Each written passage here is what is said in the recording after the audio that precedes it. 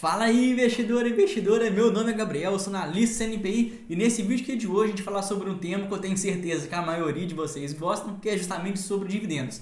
Então, o que eu fiz foi separar os 10 maiores fundos imobiliários em questão de dividendos, aqueles que pagam pelo menos 1% ao mês. E ainda assim eu apliquei um filtro para só selecionar aqueles que têm uma liquidez média bacana e também que tem um patrimônio sob gestão também interessante, para a gente já tirar de cara aqueles ativos, aqueles fundos imobiliários que apresentam muitos efeitos não recorrentes ou que de fato só tem ali um número bonito, mas por trás a sua qualidade deixa muito a desejar. Mas o que na verdade a gente já pode concluir simplesmente através desse filtro é que a grande maioria desses fundos imobiliários que hoje estão remunerando mais de 1% ao mês são fundos de papel. A gente até sabe que os fundos imobiliários de papel tendem realmente a ter uma maior distribuição de dividendos, principalmente com todo avanço, né, todo aumento da inflação, ele já cai diretamente no bolso do acionista, no bolso do investidor, que já consegue ganhar ali mensalmente esses dividendos. Ao contrário dos fundos de tijolos, já que esse, além dos dividendos mensais que você pode ganhar, que também são ajustados conforme a inflação,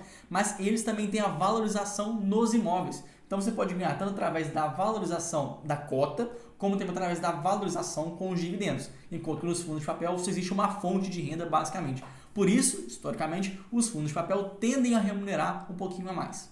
O que a gente vê, porém, é que desde 2020, no segundo semestre até os dias de hoje, que os fundos de papel, muitos deles, conseguiram remunerar absurdamente bem, aproveitando aí, principalmente a alta dos dois indicadores, dois indexadores de inflação que nós temos, tanto o IPCA como também o IGPM. O IGPM chegou a acumular uma alta de mais de 30%. Então você imagina algum fundo imobiliário que tinha suas dívidas atreladas ao IGPM, o quanto que ele pôde distribuir dividendos. A mesma coisa que o IPCA. A gente viu que a nossa inflação terminou nos anos mais altos ao longo dos últimos anos, que inclusive deve terminar acima de 10%, que é um indicador muito, mas muito acima da meta do que o próprio Banco Central esperava para o ano. Então, obviamente, isso também impactou positivamente a distribuição de dividendos desses fundos imobiliários.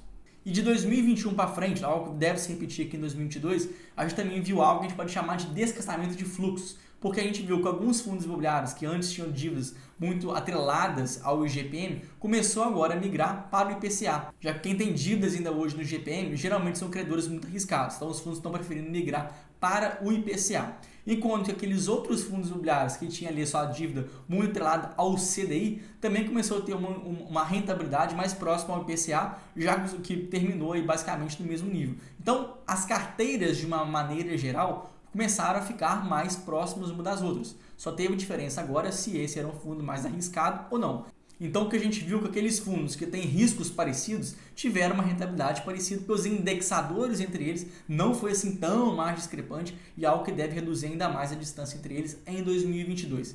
Então, aqui, especificamente, pegando alguns fundos imobiliários de médio risco, ignorando aqui o DEVA 11, até mesmo o HCTR, aqui nesse vídeo eu comentei sobre, que são fundos historicamente mais arriscados, que têm dívidas mais arriscadas, credores também um pouquinho mais ali de dúvida que a gente pode levantar sobre eles. Então a gente vai pegar dois fundos imobiliários de médio risco, que pode ser tanto o REC-R11, como também o CVBI11, outro fundo imobiliário que vem ali agradando bastante o mercado. Esses fundos, como eu já acabei de falar, eles são de médio risco e tem algumas semelhanças entre eles. Mas vamos pegar aqui o caso do CVBI11, que no seu próprio gestor já admitiu ali que ele tende a mesclar dívidas mais seguras, que a gente chama de high grade, com também dívidas mais arriscadas, que a gente chama de high yield, produzindo então carteira, tanto uma carteira mesclada com algumas dívidas mais arriscadas e algumas dívidas de menos risco, produzindo então um médio risco. A intenção desse gestor é fazer com que a carteira então tenha algo com spread em torno de 3 a 4% em relação à inflação, ou então ao Tesouro e IPCA, que também acompanha obviamente a inflação. Ou seja, quando a inflação estava muito alta, obviamente esse fundo conseguiria pagar bastante, porque ele ainda teria um spread bem interessante ainda.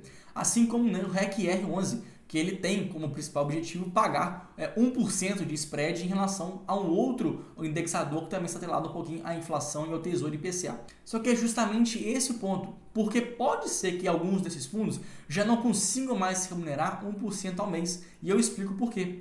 Quando eu disse antes que existe um descasamento de fluxo, isso acontece no começo de uma subida do CDI, porque vamos pensar, quando o CDI sobe, ele é justamente para baixar a inflação. Só que um efeito não é tão rápido como a gente poderia esperar. Tem sempre uma demora, um delay, até a própria economia começar a reagir a isso. Só que depois de um tempo, à medida que isso daí vai subindo, a inflação tende a ir baixando. E é isso que nós devemos esperar para 2022. Então, olha só, aqueles fundos imobiliários que antes tinham uma carteira muito voltada ao IPCA, ao IGPM, nesse ano de 2022, eles já vão começar a reduzir um pouquinho, porque a própria inflação já deve diminuir. Enquanto aqueles fundos que antes estavam atrelados muito CDI vão começar a aumentar, porque a sua carteira vai começar a render mais. Então, olha só, se em 2021 a gente estava vendo que os indexadores de fato estavam muito próximos, não tinha tanta diferença entre eles, em 2022 essa situação já vai começar a ficar mais evidente. Por isso a gente pode perceber agora que aqueles fundos mais atrelados aos dois indicadores de inflação tendem a reduzir mais o nível de dividendos. E se você agora é um investidor que quer começar, ou então acrescentar, ou intensificar, aportar mais nesses fundos imobiliários, tome muito cuidado. Não simplesmente analise os dividendos passados, porque muito provavelmente esses não vão se repetir. Então, se você investir lá no REC-R, no CVBI, ou até mesmo no HCTR, no DEVA11, CPTS11, todos esses fundos devem ali, em grande parte, reduzir o seu fluxo de dividendos por causa desse abaixo dos indexadores de inflação. Então, a partir disso, como que você vai começar agora a escolher fundos imobiliários para você investir? Dê preferência àqueles fundos imobiliários baratos, que não tenham P sobre VP muito acima de 1. Fundos imobiliários de papel seguem bastante essa regra. E em segundo ponto que você deve prestar atenção é em relação aos documentos que os fundos imobiliários divulgam a você acionista, você cotista desse fundo. Vai lá nesse relatório gerencial e vê qual que é o indexador, se é o CDI, IPCA ou IGPM daquele fundo. Porque se for IGPM ou GPM ali acima de 20% da carteira, isso provavelmente não vai ficar muito bom para os próximos anos. Então, a partir disso, você consegue perceber se esse agora pode ser um dividendo mais sustentável ou se ele tende a cair no curto prazo já. Espero que você tenha gostado aqui desse vídeo. Quer mais conteúdo aqui desse assunto? Deixa aqui nos comentários. E não se esqueça, se você gostou aqui desse vídeo, eu te peço em troca agora um like, uma inscrição no canal, porque assim você ajuda o meu canal a crescer e ganhar mais relevância aqui no YouTube. Muito obrigado!